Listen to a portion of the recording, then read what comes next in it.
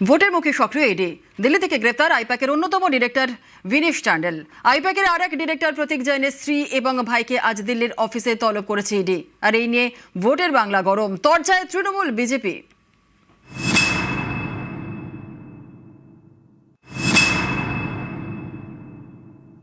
Election আসলেই এজেন্সিকে যেরকম তাদের শাখা সংগঠনগুলোকে যেরকম এগিয়ে দেয়, তাই এতে কিছু যায় আসে না। অনেক আঘাত আসবে বাংলার মানুষের জন্য, আমরা লড়াই করছি। নির্বাচনের দিনও গ্রেপ্তার হতে পারে, এতে কোনো তিথি নক্ষত্র থাকে না। যখন মনে করবে তদন্তকারী সংস্থা তাদের কাছে তথ্য আসবে, তখন তারা অ্যারেস্ট করবে। যারা বেআইনি পথে অর্থ আয় করে তাদের এ ব্যাপারে ভয় পাওয়াটাই ভালো। যারা অন্যায় করে তাদের উপরে শাস্তির খাড়া নেমে আসলে সেটা নিয়ে হইচই করার কোনো বিষয় নেই।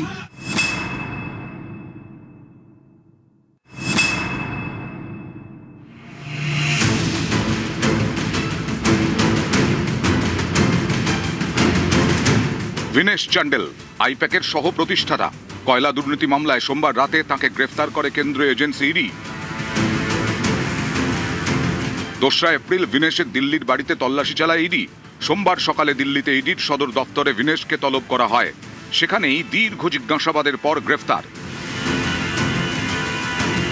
এ নিয়ে সরব হয়েছেন অভিষেক বন্দ্যোপাধ্যায়। তৃণমূলের সর্বভারতীয় সাধারণ সম্পাদক সোশ্যাল মিডিয়ায় পোস্ট করেছেন। এক্স পোস্টে অভিষেক লিখেছেন, বাংলার ভোটের 10 দিন আগে আইপ্যাকের সহ প্রতিষ্ঠাতা ভিনেশ চান্ডেল গ্রেফতার। এই গ্রেফতারি শুধুমাত্র উদ্বেগজনকই নয়, লেভেল প্লেইং ফিল্ডের মূল ধারণাকেই নড়িয়ে দিয়েছে। যখন পশ্চিমবঙ্গ অবাধ ও সুষ্ঠু নির্বাচনের দিকে এগিয়ে যাচ্ছে, সেই সময় এই পদক্ষেপ স্পষ্ট বার্তা, বিরোধী রাজনৈতিক দলে হয়ে কাজ করলে আপনি টার্গেট হয়ে যাবেন। এটা গণতন্ত্র নয়, ভয় প্রদর্শন। বাংলাকে ভয় দেখিয়ে দমানো যাবে না, বাংলার কণ্ঠরোধ করা যাবে না, বাংলা কারো কাছে মাথা নত করবে না। বাংলায় 23 এপ্রিল প্রথম দফার ভোট, 13 এপ্রিল গ্রেফতার আইপ্যাক কর্তা। এ নিয়ে শুরু হয়েছে রাজনৈতিক তরজা।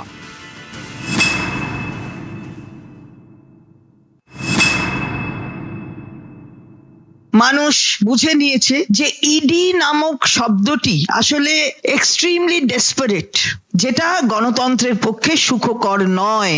বুঝতে পেরে গেছে হার নিশ্চিত। ওই 1, 2, 3, 4 মমতা ব্যানার্জি বারবার, দিদি বারবার এ বিষয়ে সিদ্ধান্ত নিয়ে নিয়েছে বাংলার মানুষ। কে গ্রেপ্তার হচ্ছে না হচ্ছে দেখবার মতো সময় আমাদের কাছে নেই, চিন্তা করার অবকাশ। এসবের কোনো প্রভাব এই মুহূর্তে পশ্চিমবঙ্গের জনগণে নেই। এই চোর পুলিশ খেলা অনেকদিন ধরে চলছে, মানুষ এবার স্থির করে নিয়েছেন চোর তারাই তাড়াবে। সেই জন্য এবারে নির্বাচনটা হয়ে গেছে জনতা ভার্সেস মমতা।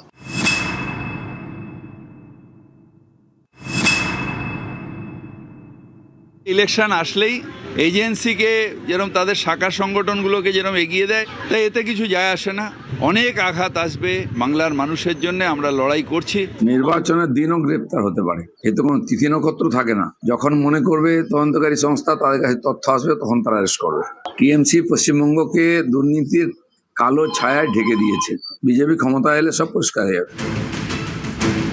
আইপ্যাকের অন্যতম কর্ণধার প্রতীক জৈন গত 8ই জানুয়ারি কলকাতায় তাঁর লাউডন স্ট্রিটের বাড়ি এবং আইপ্যাকের কলকাতার অফিসে তল্লাশি অভিযান চালায় ইডি।